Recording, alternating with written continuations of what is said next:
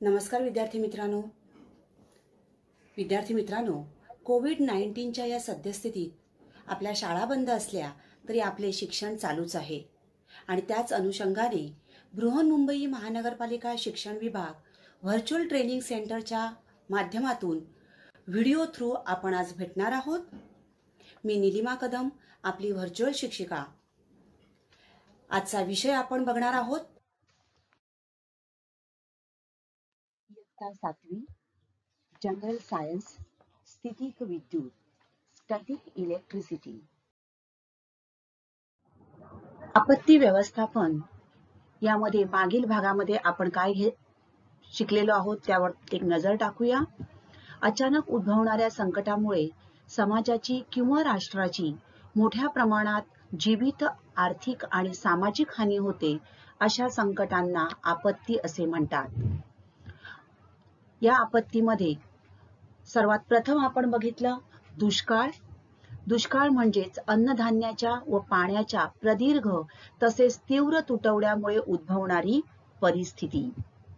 दुष्काळाचे सौम्य दुष्काळ आणि तीव्र दुष्काळ अशा प्रकारात वर्गीकरण केले जाते।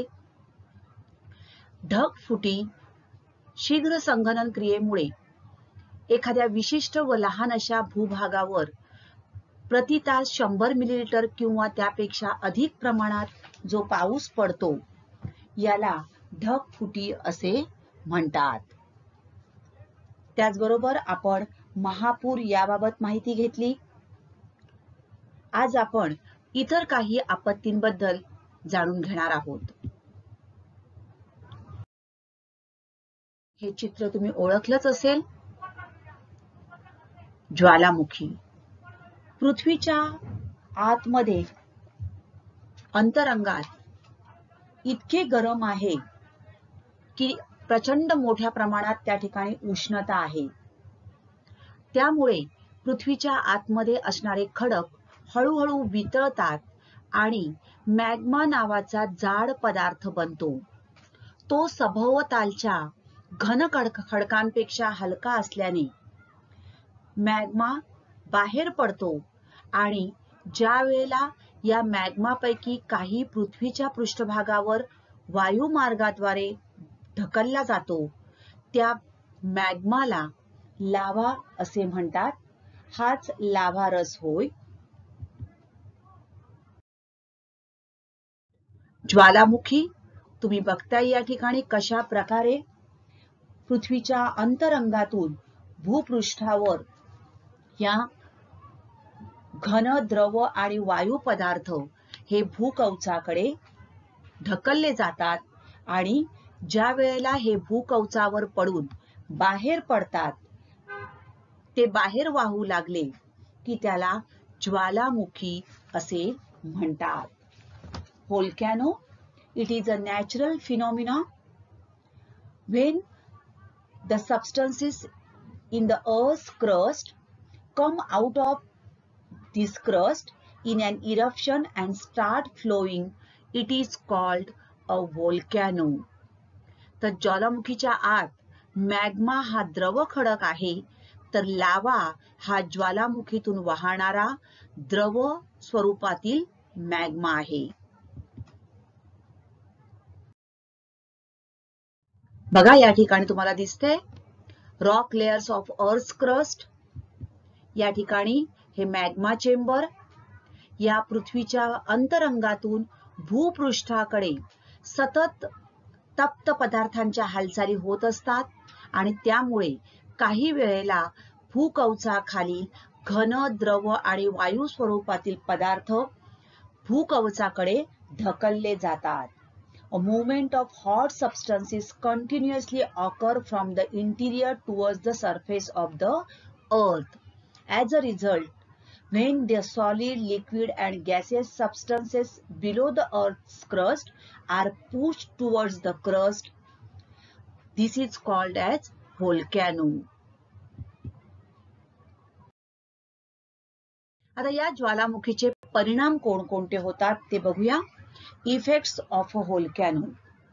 ज्वालामुखी म्हणजेच मी सांगितलं काय, तर पृथ्वीच्या अंतरंगातून भूपृष्ठाकडे वाहणारे घन, द्रव आणि वायू स्वरूपातील पदार्थ. तर शिलारस, बाष्प, उष्ण चिखल, गंधक यासारखे रासायनिक पदार्थ भूपृष्ठावर येऊन साचतात आणि त्यामुळे डोंगर, टेकड्या यांची निर्मिती ही या ज्वालामुखींमुळे होते. ज्वालामुखीच्या उद्रेकातून बाहेर पडणारी राख आणि वायू यामुळे मोठ्या प्रमाणावर वायू प्रदूषण होत असते. The atmosphere gets polluted due to the ash and gases ejected by this volcano. किती मोठ्या प्रमाणावर हा धूर बाहेर पडतोय तुमच्या लक्षात येईल, म्हणजे किती प्रमाणात atmosphere gets polluted. अनेकदा ज्वालामुखीमुळे पाऊसही पडतो.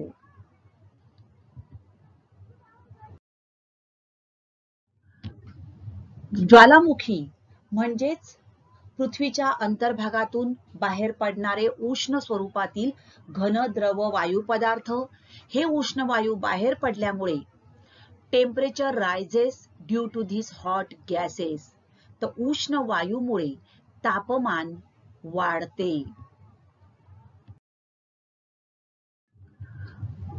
उष्ण वायू किंवा उष्ण स्वरूपातील द्रव पदार्थ जेव्हा आजूबाजूच्या प्रदेशात पसरतात त्यावेळेला या उष्ण चिखलाखाली जंगल, वस्त्या पूर्णपणे गाडल्या जातात आणि त्यामुळे उष्ण असल्यामुळे ही जंगलं म्हणजे मोठ्या प्रमाणावर नैसर्गिक साधन संपत्तीचं नुकसान होतं. Forest and settlements get buried under this hot mud. तर ज्वालामुखीमुळे अशा प्रकारे संपूर्ण पृथ्वीच्या कवचावर किंवा भूपृष्ठावर काही डोंगर, टेकड्या यांची निर्मिती होते, परंतु बऱ्याच मोठ्या प्रमाणावर जंगलं नाहीशी होतात. मोठ्या प्रमाणावर हवेचं प्रदूषण होतं.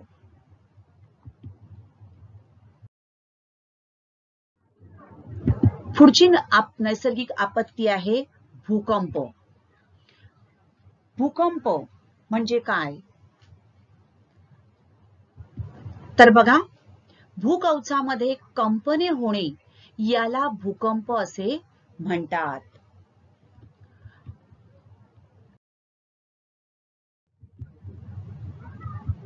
तर अशा प्रकारे भूकवचामध्ये कंपन झाल्यानंतर संपूर्ण कवच पृथ्वीचं भूपृष्ठ हादरतं आणि त्यामुळे इमारती, रस्ते, रेल्वे मार्ग क्षणार्धात जमीनदोस्त होतात.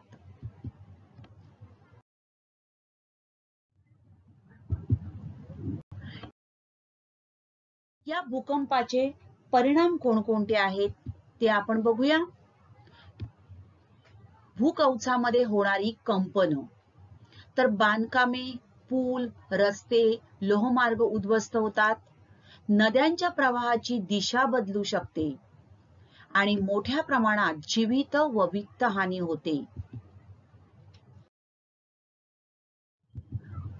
बघा,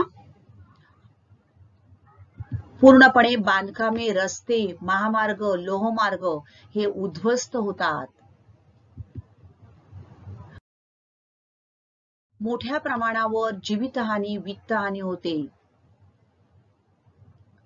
असंख्य लोक मृत्युमुखी पडतात. जनावरे, माणसे या सगळ्यांचा या भूकंपामध्ये मोठ्या प्रमाणावर हानी पोहोचते. हा जसा भूपृष्ठावर होतो, भूपृष्ठावर होणारी कंपन, परंतु ज्यावेळी भूकंपाचा उगम हा समुद्रात असतो तर जमिनीप्रमाणे सागराच्या तळाशी भूकंप किंवा ज्वालामुखीचे उद्रेक होत असतात. तर महासागराच्या तळाशी भूकंप झाला तर बाहेर पडणारी ऊर्जा म्हणजेच मोठ्या लाटा निर्माण होतात आणि या लाटा प्रचंड वेगाने किनाऱ्यावर येऊन धडकतात. या लाटांना त्सुनामी असे म्हणतात. बघा, अशा प्रकारे या लाटा येतात आणि किनाऱ्यावर येऊन धडकतात. पाण्याला वरच्या दिशेने ढकललं जातं आणि त्यामुळे पूर्णपणे पाणी हे बाहेर ढकलतं आणि या लाटा ज्या असतात या महासागरात विशिष्ट प्रकारच्या या लाटा तयार होतात. तर a wave generated by an earthquake or volcano occurring on the ocean floor is called tsunami. महासागराच्या तळाशी होणारे हे भूकंप किंवा ज्वालामुखी म्हणजे त्सुनामी होत.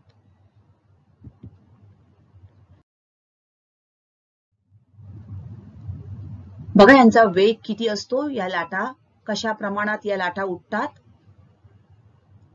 रिश्टर स्केलवर याचं मापन केलं जातं. प्रचंड त्यांचा वेग असतो. उंची ही 100 फुटापर्यंत त्यांची उंची वाढते.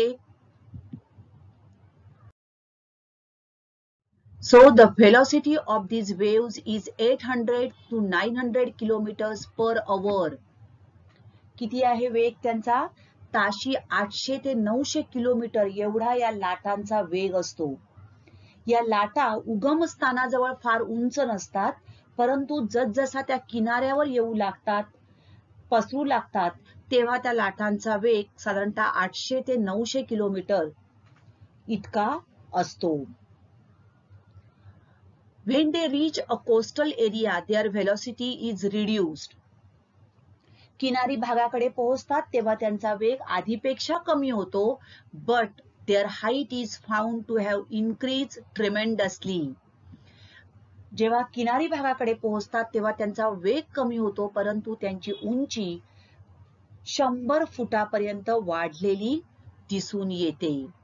इवन अबाउट 30 meters एवढी त्यांची उंची वाढते आणि त्यामुळे मोठ्या प्रमाणावर समुद्र किनाऱ्याशी असलेल्या भागाचं नुकसान होऊ शकतं.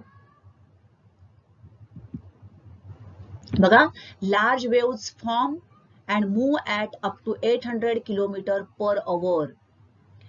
Earthquake changes shape of sea floor causing displacement of water. काय होतं तर भूकंप, सागराच्या तळाशी होणारा भूकंप आणि त्यामुळे पाण्याला वरच्या दिशेने ढकललं जातं आणि लाटा तयार होतात. So causing displacement of water. So large waves form आणि यामुळे प्रचंड मोठ्या प्रमाणावर लाटा तयार होतात आणि या लाटा, these waves move at up to 800 kilometre per our. Waves slow in shallower coastal areas but increase in height. बघा, किनारी भागात त्या वेग त्यांचा कमी होतो, परंतु त्यांची उंची वाढते आणि त्यामुळे मोठमोठ्या इमारती सुद्धा याच्या गर्तेत येऊ शकतात.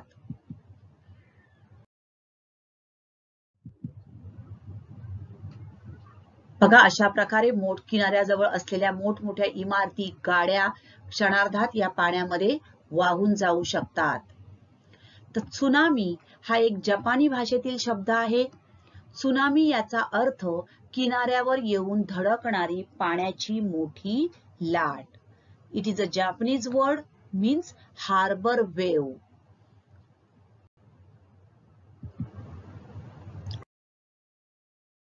त्सुनामीचे विघातक परिणाम.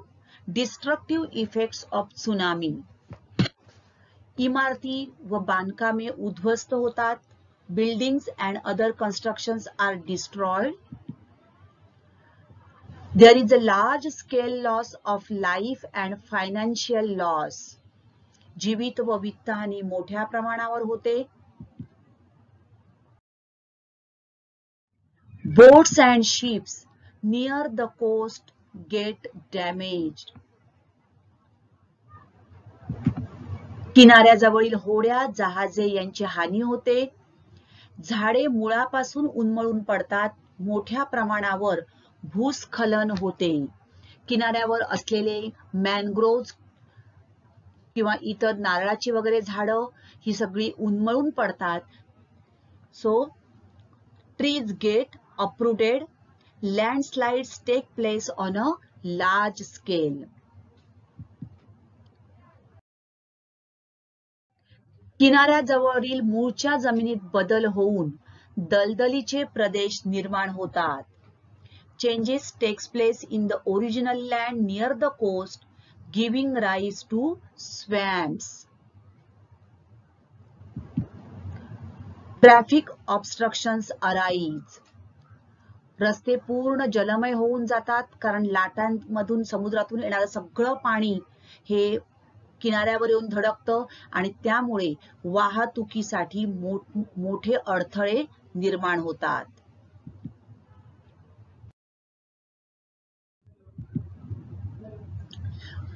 व्यवसाय किंवा समुद्राशी संबंधित व्यवसाय, उद्योगधंदे यांच्यावर विपरीत परिणाम होऊन जनजीवन विस्कळीत होते आणि समुद्राजवळ असणारी जी बंदरं आहेत या बंदरांचं मोठ्या प्रमाणावर नुकसान होतं. Large scale damage is cause to harbours. या ठिकाणी तुम्हाला दिसते बघा बिफोर आणि आफ्टर सुनामी काय अवस्था होते बघा. अशा प्रकारे मोठ्या प्रमाणावर ही वित्तहानी होते. See here how these boats and harbors get damaged due to this tsunami. So in this way, tsunami, there are destructive effects of tsunami. So when a tsunami wave is formed due to an earthquake on the sea floor, it is necessary that an immediate estimate is made of its progress and a warning of the danger is issued to the people in the coastal area. तर अशा प्रकारे जर लगतच्या किनारपट्टीच्या लगतच्या प्रदेशातील लोकांना धोक्याची सूचना लगेच पोहोचवता आली तर कमी प्रमाणामध्ये जीवितहानी होणं आपण वाचवू शकतो. जीवितहानी होणं आपण टाळू शकतो.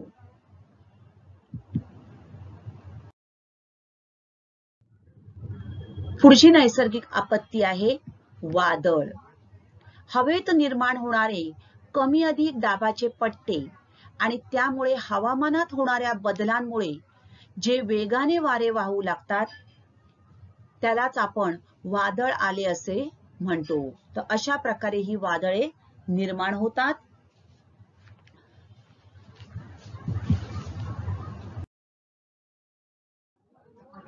So storms, the formation of high and low air pressure belts in the atmosphere causes changes in weather resulting in strong winds or storms. अगदी यावर्षी आलेलं निसर्ग चक्रीवादळ आणि त्याचे झालेले परिणाम. So great damage in the storm affected region. Raigad, Alibag या भागामध्ये या निसर्ग चक्रीवादळामुळे यावर्षी प्रचंड मोठ्या प्रमाणावर नुकसान झालं होतं. नैसर्गिकरित्या पिकं, झाडं यांची हानी होते. त्याचबरोबर जीवितहानी सुद्धा होण्याची शक्यता असते. वादळांमुळे there is disruption of electric supply. वीज प्रवाह आहे हाही खंडित होऊ शकतो.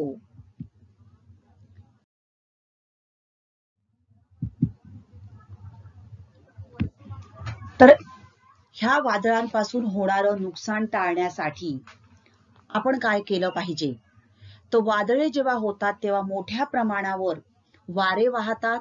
त्यामुळे आजूबाजूला असणारी झाडं इमारतींवर किंवा विजेच्या खांबांवर पडून काही वेळेला शॉक लागण्याची शक्यता असते. इमारतींचं नुकसान होतं म्हणून इमारतीवर पडून नुकसान करू शकणारी झाडे नियमितपणे कापणं आपण करू शकतो आणि त्यामुळे होणारं नुकसान टाळू शकतो. आपण घराबाहेर असल्यास नेमके कोठे आहोत ते जवळपासच्या नातलगांना किंवा मित्रांना कळविणं आवश्यक असते. आपण जेव्हा बाहेर असू आणि त्यावेळेला वादळासारखी परिस्थिती असेल तर सुरक्षित ठिकाणी आश्रय घ्यावा. गॅस रेग्युलेटरचा स्विच बंद करावा, वीज पुरवठा खंडित करावा, मोबाईल, कॉम्प्युटर यासारख्या साधनांचा वापर किंवा त्या वेळेपुरता या साधनांचा वापर करू नये, जेणेकरून वीज पुरवठा खंडित होईल अशा प्रकारे काम करावे. फोनच्या मदतीने संभाव्य संकटापासून नातलगांना किंवा मित्रांना सावध करावे, सुरक्षित जागी जाण्याची त्यांना सूचना द्यावी. आणि महत्त्वाचं म्हणजे घरापासून दूर असणाऱ्या इतर लोकांना घरात तात्पुरता आश्रय द्यावा. तर अशा प्रकारे वादळांपासून नुकसान जे होतं किंवा वादळापासून होणारे जे काही तोटे आहेत ते टाळण्यासाठी आपण कमीत कमी झाडं कापू शकतो, बाहेर असू तर सुरक्षित ठिकाणी आश्रय घ्यावा, गरज नसेल तर घराबाहेर त्या काळामध्ये पडू नये. कारण हल्ली आपल्याला कृत्रिम उपग्रहामार्फत वादळ नेमकं कधी येणार आहे, कोणत्या त्याचा वेग काय असणार आहे याबाबत सगळी माहिती मिळू शकते आणि त्यामुळे शक्यतो घरात राहून आश्रय घ्यावा, विनाकारण घराच्या बाहेर पडू नये.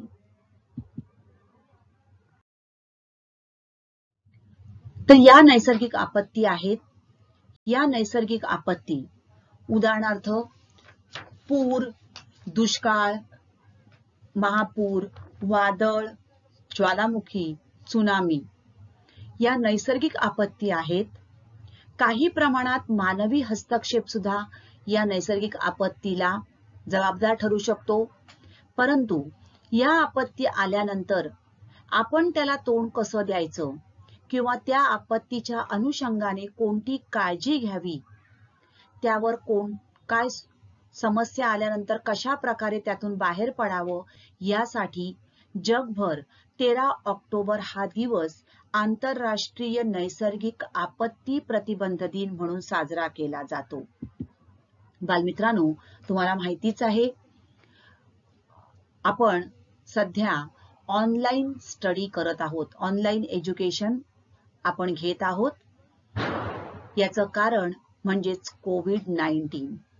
यावर्षी कोविड-19 हा एक साथीचा रोग संपूर्ण जगामध्ये पसरलेला आहे आणि त्या अनुषंगाने 13 ऑक्टोबर 2020 म्हणजे यावर्षी या साथीच्या रोगाच्या संदर्भात सार्वजनिक आरोग्य सेवा आणि या रोगावर कशा प्रकारे आपण उपाययोजना करू शकतो यावर विचार केला गेला आणि त्यावर भर दिला जाईल.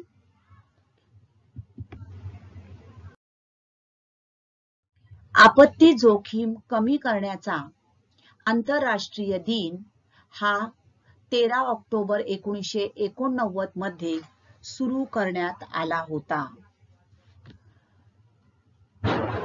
जोखीम, जागरूकता आणि आपत्ती कमी करण्याच्या जागतिक संस्कृतीला चालना देण्यासाठी संयुक्त राष्ट्र महासभेने हा दिवस 13 ऑक्टोबरला सुरू केला.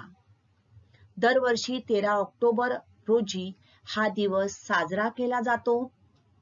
जगभरातील लोक आणि समुदाय तसंच या लोक आणि त्यांची संपत्ती यांचं आपत्तीमुळे जे होणारं नुकसान आहे ते कशा प्रकारे कमी करू शकू किंवा येणारे धोके काय आहेत त्या धोक्यांविषयी जागरूकता वाढविण्यासाठी जगभर 13 ऑक्टोबर हा दिवस आंतरराष्ट्रीय नैसर्गिक आपत्ती प्रतिबंध दिन म्हणून साजरा केला जातो.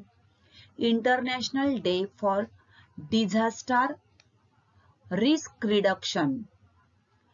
International day for disaster reduction.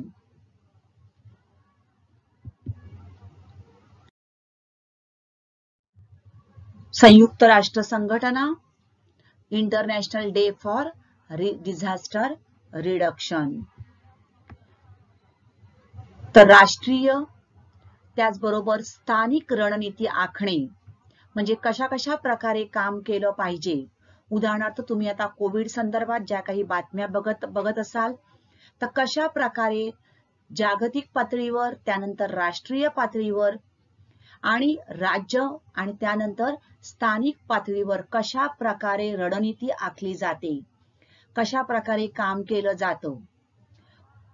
जमीन वापर, इमारत कोड, सार्वजनिक आरोग्य, शिक्षण, शेती, पर्यावरण संरक्षण, ऊर्जा, जलसंपदा, हवामान बदल अनुकूलन यासारखी जी विविध धोरणं आहेत बघा. आपत्ती येते त्यावेळेला या सगळ्या घटकांना या आपत्तीमुळे काहीतरी परिणाम सोसावा लागतो. शिक्षण असू द्या, शेती असू द्या, सार्वजनिक आरोग्य असू द्या. कोविड-19चं उदाहरण घ्या. शिक्षणही या कोविड-19 मुळे काय झालेलं आहे, त्याच्यावर परिणाम झालेला आहे. तर अशा प्रकारे प्रत्येक घटक हा या नैसर्गिक आपत्तीमुळे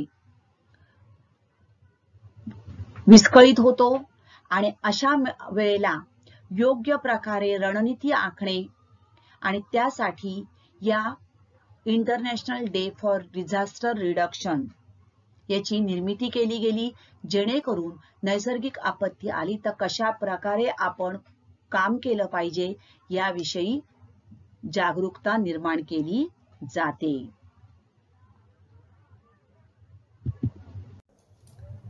तर विद्यार्थी मित्रांनो, आता आपण इथेच थांबणार आहोत. अशाच काही सुंदर सुंदर व्हिडिओ सहित पुन्हा भेटणार आहोत पुढच्या भागात. तोपर्यंत थँक्यू. घरी राहा, सुरक्षित राहा.